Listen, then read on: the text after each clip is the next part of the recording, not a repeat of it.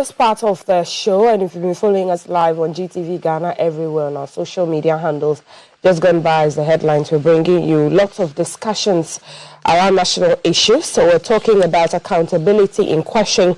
If you cited the Auditor General's report that was released covering the years 2024-2025, 8.1 billion Cedis Irregularities, and that's the conversation we want to have now and the questions we want to pose, and we're posing it to Mr. Daniel Yao Demelevo, who is the former Auditor General of Ghana. He's joined us digitally on Zoom, and so we'll be understanding and unpacking the report, which covers various ministries and agencies as well, the Rules Ministry, Ministry of Health, various policy initiatives as well, like the 1D, 1F, Agenda 111 projects that have been captured, and the budget breakdown. Let me go to Zoom now and speak to Mr. Demelevo. Good morning, sir. Thank you for making the time.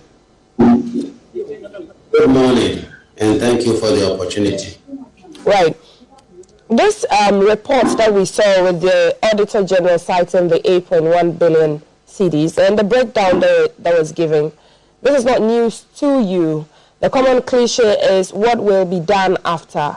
But what were initial thoughts when you saw this figure flying, everywhere about the amount that, again, had been dissipated from the public purse?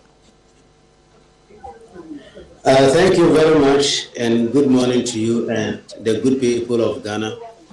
I want to use the opportunity to congratulate the Auditor General and his team for the good work done. The amount which came out, or the findings of the Auditor General, to me are very disgusting and distasteful, but not surprising, because this has gone on for some time now. When I was Auditor General, I conducted a similar exercise and disallowed 5.4 billion Ghana cedis, and nothing happened to the corporate, that is, the chief directors, the heads of department, or the politicians who were involved in falsifying or submitting claims that did not actually exist. And I think that has culminated in what we are seeing today, because it seems there are no consequences for misbehavior. If there are any consequences, they are so minimal that people would like to take the risk, and if they are not caught, they can get away with it. So that is what is accounting for where we are today. And this time around, again, fictitious receipts and invoices are the heart of how this malfeasance happened.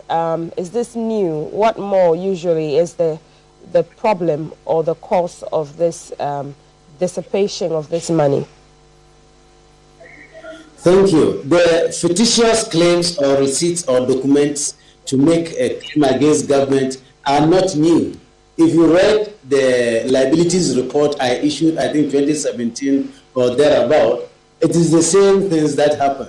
The reason why they are occurring is that those who were able to do that are at times able to get away with it. But for this audit, they made a lot of money out of it. So it is a low-risk area. It's a low-risk area because they know after the Auditor General disallows it, nothing happens. What about those that the Auditor General may not be able to find? Don't assume, let us not assume that what the Auditor General has found is 100%. No, it will never be 100%. So some may pass through. And because there are no consequences, or the consequences are not harsh enough, people will always try their best to take money from consolidated fund through dubious means. That is why, in this instance, I am asking the president or the presidency or the government to take also administrative measures, including suspending all the directors, chief directors, the financial controllers, the internal auditors, all the people responsible for managing public funds in these MDAs. You should suspend them and then investigate them. So if your MDA or ministry department agency is involved, you should be suspended. And then a committee set up to investigate the extent to which you were complicit or you got yourself involved. If you are found guilty, but you are dismissed. If not, you are required to come back and do your work. There must be some administrative sanctions. Thereafter, this is a criminal offense, attempting to steal or to defraud the state. So I think the Attorney General should also get involved. I heard the Minister of Finance who says that they are going to take action. I cannot support him more. I agree with him entirely. Mr. Demeleva, these sanctions that you are talking about, they are not alien to this scenario, these cases. In your time, were people suspended, were they fired? Has there ever been the case where this has happened? Some have even recommended we go to China and Singapore with very strict, stringent, harsh punishments, because also we hear that the wheels of justice grind slowly, and so is there political will? Has there been these punitive measures that you recommend working for Ghana? The measures I'm recommending has been in our books for God knows how long. It is nothing new. But the political will to use the measures to address the problem is the challenge we have faced as a country. So I am thinking that since we were promised that there's going to be Operation Prevent and Recover All Loot, we must take these measures to prevent the recurrence of this. Because if you are, for instance, a public officer, and you can connive or condone the submission of unjustifiable claims, and it is detected, and all that happens to you is that the claim is cancelled, you suffer no loss. And for that matter, you have the motivation to do this the next time. That's why I'm calling on the president that we are no more talking about the wheel of justice. We are talking about administrative sanctions, which can happen today or tomorrow or next week. As for administrative sanctions, once you are alleged to have done something wrong, you are suspended. You remember what happened to the former Chief Justice? She was first suspended or indicted and then investigated. The same thing should happen to all the people who are plundering the public funds and stealing money from us. Okay, administrative sanctions should be the first move that the president should make, is your recommendation. Now, when we look at the report, the fictitious debt in trade and industry, and when it's campaign, you hear the political slogans and the policy initiatives being thrown here and there. For this, the Ministry of Trade had this discrepancy in the 1D, 1F initiative, where they submitted a request of 89.4 million cedis in the Ministry of Finance to be transferred to some 5 commercial banks as government contribution to interest payments under that 1D, 1F project. According to the auditors, they said 89.4 million cedis debt was fictitious. Without the audit intervention, a whopping 89.4 million of hard-earned Ghanaian public money could have been disbursed to settle this non-existent liability. That's for trade and industry. What do you make of this? Yes. Why will a chief director, a director or financial controller, or director of finance, internal auditors all sit down and cook the books, or allow someone to cook the books to the tune of that amount you are mentioning as owing to a commercial bank, which according to the audit report, they are not owing them. The banks have denied knowledge of that liability. This is to me a criminal act. But you see, the wheel of justice, we are being told by the president that it grinds slowly. I wish it doesn't, because things can be done a bit faster. In the same country, we saw in the past when President Kufuor was there, he set up what we call the fast-track courts, and the fast-track courts were able to convict people within short time. So I think that needs to be done. If that is not done, people will continue falsifying documents, creating fictitious claims, and if they are not detected and they go through, they will lose money. And we will continue to lose money, I assure you, because there is no deterrence. Nobody fears attempting to steal government money. I think the fear that a thief at Kejetia or at Circle will have in pickpocketing, because when they get him, the beating that you receive, that fear is much higher than public officers thinking about stealing from all of us as a country. Right. So So does it appear that it's easier to use some of these government intervention and programs that they said they're going to use to get jobs for the youth, to push industrialization, to rather cook the books and be able to use that as an avenue to, loot public money? I see the Ministry of Defense one as well, 4.8 million. They uncovered transactions worth 9.4 million cedis, supposed to be forged store receipts that had been used to justify requests for payment for goods that were not delivered at the time. And so there's a 4.8 million cedis as well in that contract between the Ministry of Defense and a company for vehicles intended for border surveillance. And the goods had not also been received. There's also the talk about the buffer stock where grains had been paid for, maize, but was not received. So across board, yes, had not been delivered across board. Yes, it's very sad. To be honest with you, the initiatives are good because government needs to create opportunities for our youth, especially the graduate youth who are unemployed. So there's nothing wrong with that. But within that, we should also know that the people carrying out these programs are not angels and saints. They are ordinary human beings like you and I. And some of them have the propensity of stealing. So that's why these controls must be in place. And if the controls are not being used or activated, so to prevent the recurrence of this, then it is really unfortunate. It saddens my heart to hear that the Ministry of Defense has also joined. And even I saw the judiciary to be also part of it. I think the Chief Justice may have to take action quickly by looking for the officials in his sector who were involved in this, suspend them, get them investigated, and if they are found culpable, dismiss them, so to give the good example that the judiciary will not tolerate this level of corruption in their sector. And I think the military, they have a very swift way of handling this. The military high command should take up the action. Look for the people who supplied or got involved in these items and maybe sanction them immediately. As for the military, I know they are very fast in terms of handling things. Their will of justice does not grant slowly. Right. So at least they should set an example.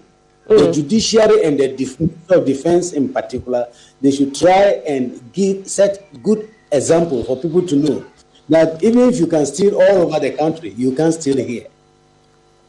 Right. Blame has also been put at the doorstep of supervisors, that the supervisory role in these agencies and ministries seems to be lacking for the past years, decades, that all this rot is always uncovered by the auditors. Can you tell us how the structure is like to be able to have detected, that monies were not being used for the right things, monies were being paid for things that, goods and services that were not delivered?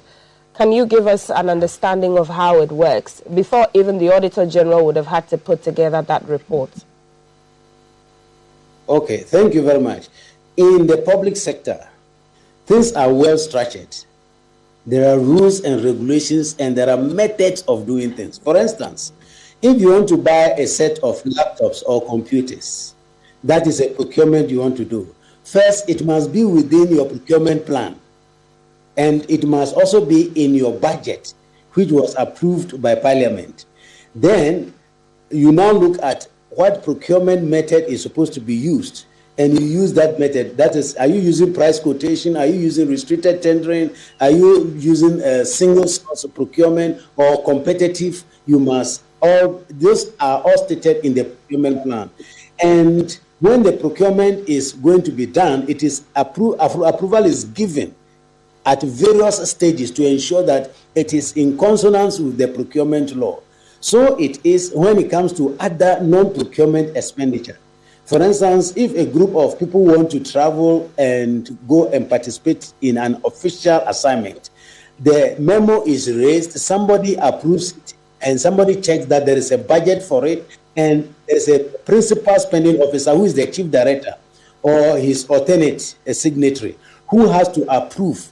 And it goes to the financial controller. When it gets to the financial controller or the director of finance, he also checks and be sure that it is a legitimate expenditure. before he passes it on to the cashiering section where these payments are done. So there are internal controls to check this. Many times, even the internal audit is also brought on board to be sure that the amount which is being demanded is in line with the work they say they are going to do, and it is within their budget, and they have followed the procurement as well as the financial management rules. So these systems are all in place. But you see, anytime there is the need or there's the will to steal, there is connivance, and they sidestep all these things.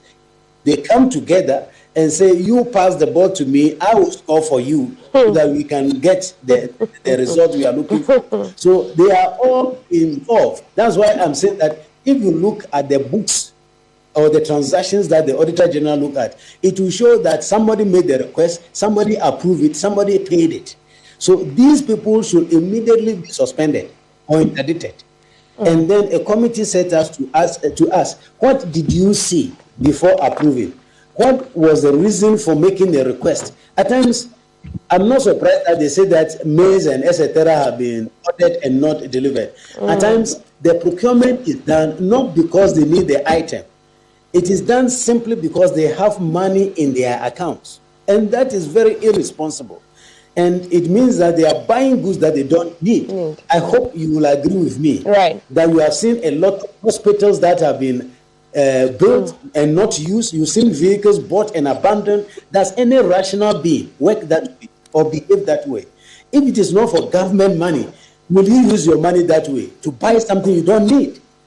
But we see that all over the place. There are so many stationery, there are so many vehicles, there are even infrastructure, that is houses or buildings put up and abandoned. This cannot be allowed to continue and must be addressed. Absolutely. Thank you. For years, the checks and balances, and you talked about all the internal controls. The Public Accounts Committee have seen, civil servants, officials of these various state agencies come and account. Those who have left the country with monies are called back and monies are retrieved and all of that. Has it gotten better? Has it gotten worse? Maybe you can use the time that you were also in office to compare to now. And does it seem like it will get better with the recommendations that you have made, if there is the political will? Well, if the political will were to be there, I think it will have improved or gotten better. But what I'm saying today, it means it is getting worse. Mind you, during my time, it's allowed 5.4 billion, which was equivalent to about 1.1 billion US dollars. Today, the Auditor General has disallowed 8 billion. This 8 billion is not up to 1 billion yet, but there is 13 billion waiting, which is yet to be verified. If assuming even half of the 13 billion is also added to the 8 billion, then we will be exceeding the figure that I disallowed some years ago, which means that it is getting worse. So I think that this is the time that we have to use not only the legal process, which is too long and too slow for the liking of some of us, but we also have the need to use the administrative procedure or sanction so that people can be made to face the consequences of their misbehavior. You cannot sit in a ministry and say you are a chief director, you are a financial controller, you are a director of procurement, etc., and submit documents for procurement that never occurred, and you just go home and sleep and nothing happens to you. I think that should not be tolerated, and that is not tolerated in any good regime, in any good country. That cannot be heard of. That is unheard of in many countries, except in Ghana and, of course, African countries, where things like this happen, and then people say, "Fama Nyame," until we all die on the roads because the money meant to construct our roads have been stolen or is in somebody's pocket. Until you go to the hospital and your colleague die because of corruption, and you now start crying. So I think we may have to act now. Right. For the Public Accounts Committee, I mentioned as well earlier on, is there something that can be done better to be able to retrieve some of the funds or deter others from plunging these resources? And also, have you identified that when these monies, before the audit report puts all of it together, the effect it will have on the delivery of these set projects that these monies should have, catered for? Yes, the Public Accounts Committee, not just Public Accounts Committee, but Parliament has a very important role to play here. Because if you go under Clause 6 of Article 187, all right, let me go to 5 first. Clause 5 of Article 187 requires that the Auditor General presents his report to Parliament. So the report goes to Parliament. Some people say to Public Accounts Committee. That is incorrect. Auditor General does not report to Public Accounts Committee. Right. He reports to Parliament. Okay. If you see, the letters are addressed to the Speaker of Parliament, not the Chairman of Public Accounts Committee. Okay. So when this report goes to Parliament, then now we are told by Clause 6 that the Parliament may debate the report and maybe refer it to a committee. That is where normally they refer it to the Public Accounts Committee. And I think Parliament has a lot to do in this instance. Parliament can itself constitute itself into a committee or direct the Public Accounts Committee to ask all the officials who were involved in submitting these fake or non-existent claims for payment, invite all of them to appear before the Public Accounts Committee. And if they are not able to defend them or justify why they did that, then they recommend sanctions. The problem is, when Parliament recommends sanctions, the executive many times does not take the next steps. We had, remember, in the past, maybe 2 or 3 years ago, at times people are referred even to the police, and they say this one will go to Attorney General, and we don't know what happens thereafter. In the Bretton Woods system or the British system that we are adopting, if anytime the Public Accounts Committee comes out with its recommendations which are accepted by Parliament, the report is sent to the Treasury, His Majesty's Treasury, and there are what we call Treasury minutes. That is, the government the executive response back to the legislature, explaining how they have implemented all the recommendations of the Public Accounts Committee. You can Google it if you go online. Look for His Majesty's Treasury minutes, and you will find that very often the Treasury, that is the Ministry of Finance and Accountant General, will have responded back to the Parliament to say that you raised this concern, we have addressed it. You raised this one, we are working on it. You raised this one, we are unable because of this and that and that. That is lacking in Ghana. Right. Thank you. And I asked early on also that the projects that these monies were supposed to execute in your term, have you been able to identify that the effects are dire for these projects when the monies are not used right?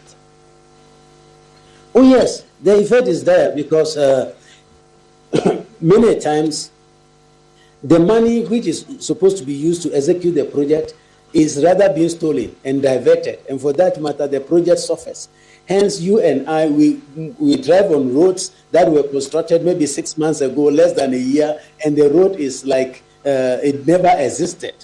And you go to the schools, you don't find what makes a school in the school. You go to the hospital, the medical supplies and the medicine and etc., they are not there. So once monies are being stolen, it means that the money available for the intervention or the project becomes reduced or limited. And for that matter, they deliver shoddy services to us, or we don't get it at all in some cases. Like I heard in the Sky Train. I don't think I've seen any Sky Train in Accra. If you have seen one, you can show me where it is.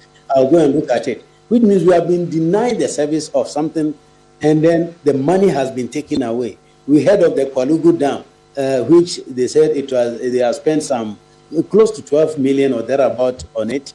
And it doesn't exist. Yeah, they said that it said that it was for the initial preparations of the grounds. They did not anticipate that they would have had to spend that much. Yes, so what is that preparation? Where's the preparation? The preparation doesn't seem to exist. And if I heard the former vice president well, he said they have completed. Yeah, we have built the distance. Anyway, nobody can expect that 12 million can build it down. But at least you must show us evidence of work done, commensurate to the payment that has been done. So that is the challenge we are having. Thank you. Would you recommend reshuffle of the people involved in this at the ministries and the agencies in the interim? I would disagree with that approach. In fact, that has been happening in the public service, where you commit an offense here, then they push you to another place to go and continue your offenses. I think that is not a solution. If somebody misbehaves in the Ministry of Finance, you don't send him to Ministry of Education to continue messing up. Or somebody misbehaves in Ministry of Education, say now he should go to Agric. We shouldn't be doing that. You must sanction the person. The person, if he or she is found culpable, must face the appropriate sanction. It may be a reduction in rank, it may be a dismissal, it can be suspension for a period of time. I think that is better than just pushing the garbage or the rubbish around. I don't think we should be doing that at all. I find it very distasteful when people misbehave in one government entity. What we do is to push them at times even to a better or a higher position. I don't think we should continue doing that. I disagree with it entirely. Okay. Thank you for making that point clear. What would you say is your confidence level for this government's resolve to fight corruption? You've seen the Attorney General and the cases that he's handling and the media updates that he's been given, even though the minority would say that they are media trials and the persons have not been, fully convicted and their names are out there and things are being said about them. What do you say is your confidence in this government's resolve to fight corruption? Yeah, I have a lot of confidence in the government and the ability to fight corruption, especially having gone more than a year, and I'm yet to hear of any serious scandal or corruption case which has happened during this administration. I think that is a credit. The challenge, however, remains that the legal framework for fighting corruption is not appropriate. I have said time and again that if we have the same threshold for proving that somebody is guilty of financial or economic crime, then we are not going to make any progress. Because unlike the other crimes, for instance, if somebody commits the offense of stealing or maybe murder or rape, etc., there are witnesses. People were there to see the thing happening, and they come to court and can testify, and the process goes smoother. But when it comes to financial crimes or corruption, these first and foremost are not committed by idiots like me. These are very intelligent people who understand the system. They know which button to press and which one not to press. So it's very difficult to find what they did because they don't leave any audit trail. They don't leave any evidence behind that you can use to get them. Two, these people, after benefiting from the corruption, they are so rich that they can buy or engage the best type of lawyers who knows how to turn day into night. So it makes the very difficult. Again, these people are even able to buy the judicial system. So trying corruption cases is very difficult. That is why some of us have called for the need to do some few things like one, passing the Code of Conduct Bill, which has been sitting in the books for God knows how long, so that people's misbehaviors can be now controlled by that act.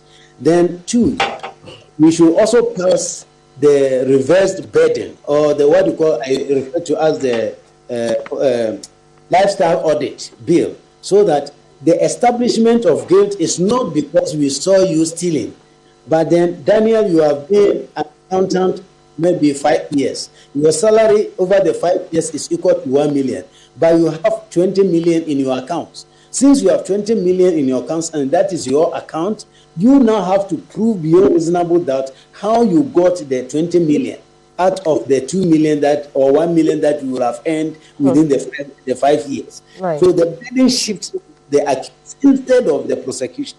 If we don't do that, we are going to be joking. And again, we may need to come out with a law to limit the time to take to prosecute corruption and corruption-related cases. China does it in 3 months. I'm not saying we should do 3 months because somebody will say it is rushed and so there's justice denied over there. Is it not enough to give ourselves 1 year to try a crime, such as financial crime. I think even if we think 1 year is too short, I have no problem. Let's give it 2 years. But there must be a time limit within which the judiciary should also act. Because I have no doubt that at times they are part of the problem. At times they are also part of the problem. So it drag the case, you and I will lose sight of it. And before you realize there is a change in government, and if the corporate government comes into office, then you hear nolli prosequa, and the case is discontinued and never tried again, and our money is gone. So I think we have to look at things differently. If government will be mindful of it. Whenever I press this reservation, I hear government officials coming at me to say, once a case gets to court, they have no control over it. Nobody ever said that they should go to court and whip the judge. That's not what I'm saying. What I'm saying is that let's change the legal framework. Right. If we come up with a law to say, try this case within a year, then the judge is going to make sure he tries the case within a year. Wouldn't that be a speedy trial? Absolutely. So that is what I'm talking about. Right. So when I say this, and Professor Kwachi says that once a case gets to court, Mr. Dominivo cannot fast track it, then he didn't get me right. What I'm telling him is that let's give a time limit. The Auditor General has been only 6 months to finish his audit at the end of every financial year. Why can't the judge also be given 1 year or 2 to finish a case? Okay. Thank you. Which will mean providing all the resources that the judge needs and the judicial system would need to be able to do that. What do you say about plea bargaining as well in some of the corruption-related cases? People would say that some of these civil servants, not all politicians that are corrupt or only politicians that are corrupt, but these civil servants in the helm of leadership, but they take inspiration from our leaders in government. What say you about plea bargaining? Yeah, I agree with the saying that it's not only politicians who are corrupt. And I've actually argued that there is very little that a politician can steal from the public funds without the connivance of the other public officers. If the chief director and etc. says no, it will be very difficult for you as a minister to steal from there. So that one, I absolutely agree.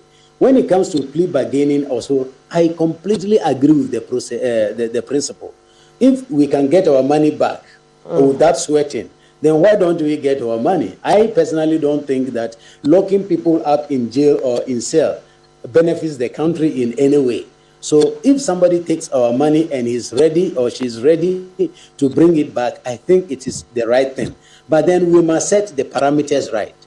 If somebody steals 1 million and you are ready to receive 800,000, or somebody steals 10,000 Ghana cedis, and you are ready to receive 8,000 Ghana cedis as a plea bargaining, then let me be honest with you, you are encouraging stealing. Okay. People would like to, if I know that I can steal 10 million and you are ready to collect 9 million, I'm very happy with the remaining 1 million. So I will try it. So that should not be the case. Right. At the minimum, we should recover everything that the person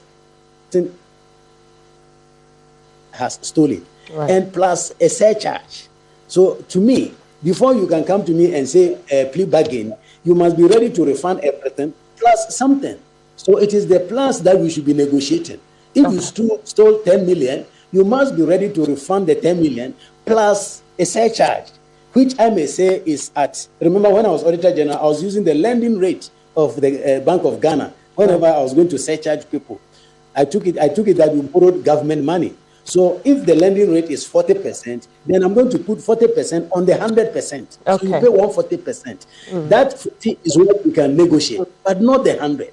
As for the 100, you must bring everything. Then what you put on top is where we negotiate. If we go that way, I think it is good. If not, then we are opening an avenue for people to invest in stealing public funds.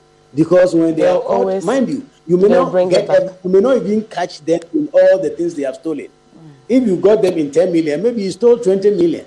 So if you can come and plea bargain and you reduce it again for him, I think you are creating a very bad situation for the country, as people will feel motivated to actually go into abusing public funds. Right.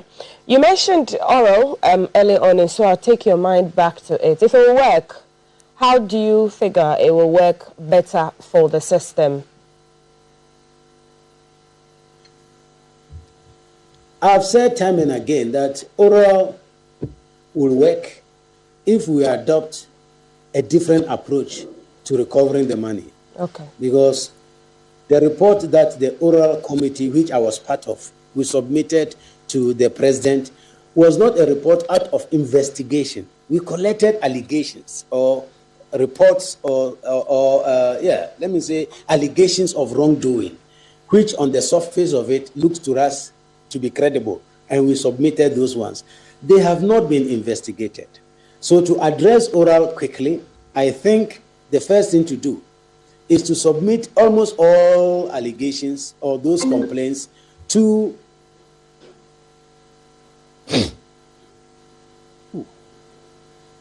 Go ahead, sir. Hello, Mr. Domilevo, if you're still with us. Yes, go ahead. So to submit all those claims to the Auditor General, the Auditor General can do a comprehensive audit. And in the process of the audit, when he establishes that these payments were contrary to law, he can disallow, just like he has done to the liability, or surcharge people as he has done to the liability report, and then gather enough evidence and give to the Attorney General. So that is the process they are doing, they are taking, and I think that is okay, and there is no problem with that, except to say that, like I've said earlier on, the legal framework does not encourage fighting corruption. Therefore, when they get to court, it will be a tough one. You remember some cases have been in court for 4 years, 5 years, some more than 6 years. Corruption case, people go to the moon and return. Right. And we are here fighting one small case. So if we don't change the legal framework, it is going to be a tall order. It is going to be very difficult Absolutely. for us to gain or recover those monies the way we want it. Okay. How true is it, though, Mr. Domilevo, that some persons that have been alleged to have been caught in these financial crimes by oral are going backdoor and, giving something for some agreements? Well, I'm not able to deny or confirm that one. I think the one who said is the best person to provide evidence or support it. It didn't happen in front of me, and I've not seen it. So let me say, in this case, I'll play Pontius Pilate. I'll wash my hand of that. Okay, so you plead the fifth on that. Yeah. I completely take the point. Just before we go, if you can wrap up by telling us what the steps, as you have already enumerated, should be for this John Mahama-led administration to repose confidence in the Ghanaian people that 8.1 billion cedis is a lot of public money that could have done a lot, as you have mentioned. And so, sanctions and punishments should be meted out. Thank you for that opportunity again. I think the best thing for the government to do is to signal that, look, we are not going. Fortunately, there have not been any scandal, and I raise my hat for the government for that one. But beyond that, we must also. I think I heard even the president say, "Woe betides the one who brings the first scandal," which is a good one. But we must go beyond that and use this Auditor General's report to set the tone, to say that, well, all those who were involved in bringing up these claims that do not exist, or these fictitious claims, you are not going to be spared. If not even through the legal process, the administrative process is straightforward. Once you are found to have done something wrong in the public service, which is a major one, you are either interdicted or suspended. And after investigation, which must be completed in not more than 6 months, and I think this one, even 1 month is too long for that investigation to be done. After the 1 month investigation, you are recalled to come and continue your work because we didn't find you culpable. But if you are found to be culpable, you are dismissed. That will send a signal to the public officials, including the politicians, that now you can't just push a fake claim and say that, well, since the money is not coming to me, I have nothing to answer. You have everything to answer. You connived or you condone the process. And for that matter, we must hold you accountable. Absolutely. I'm sure you heard the arguments on both sides in Parliament as well. And the ad hoc committee that should be formed, and whether it's the Public Accounts Committee that the former Deputy Finance Minister chairs, and if she should step aside and have the ranking member rather chair it, because it was in her administration that some of these alleged financial crimes were committed. Finally, before you go, what do you make of those sentiments and suggestions? Two things Parliament can do, because if you look at Clause 6 of Article 187, it did not say that they should refer Auditor General's report to Public Accounts Committee. It says that they should debate it and, if need be, refer it to a committee. Okay. So the Parliament can decide to set up a completely new committee to look at this report if they want. That is one. They can alternatively refer it to the Public Accounts Committee. But when it goes to the Public Accounts Committee, then I agree with the people who are saying that the chair of the Public Accounts Committee is conflicted. She superintended over the management of finance of the country for the period we are talking about. So you can't be the referee and the player at the same time. So she may have to step aside for the ranking to take over the chair and do this work until it is completed before she can come in. Otherwise, she is an accountant and she understands conflict of interest, and she is conflicted. And conflict of interest is not when she submitted a fake claim by herself, but some of those payments could have also passed through her desk, which she passed on, maybe knowingly or unknowingly. How do we trust that there is going to be fairness? And in accounting, we always say that the auditor should be independent. Sorry, the auditor should not only be independent, but must be seen as independent. Okay. So we must see the committee as independent. If she presides over it, the independence is limited. Thank you. Thank you so much, Mr. Daniel Yao Domelevo, for making the time and committing to speak to us on this issue of the financial irregularities that the Auditor General's report spanning 2024-2025 discovered 8.1 billion Ghana cedis of financial irregularities linked to questionable claims, fictitious receipts and invoices cutting across various ministries and agencies. Mr. Domelevo has said the Code of Conduct bill should be worked on. He's talked about the lifestyle audit as well. He's pushed for better frameworks for, legal ramifications for these financial irregularities, administrative sanctions, suspensions, and all of that. And that the government or the administration must have the political will to be able to see this through. I am out at Isaida Sadiq. There's more on GTV Breakfast with birthdays, but let's just bring you the results for the Rand Lottery now. And so the winning numbers are 20-20, 43-43, 87-87, 69-69, and 88-88. Again, the winning numbers are 20-20, 43-43, 87-87, 69-69, and 88-88.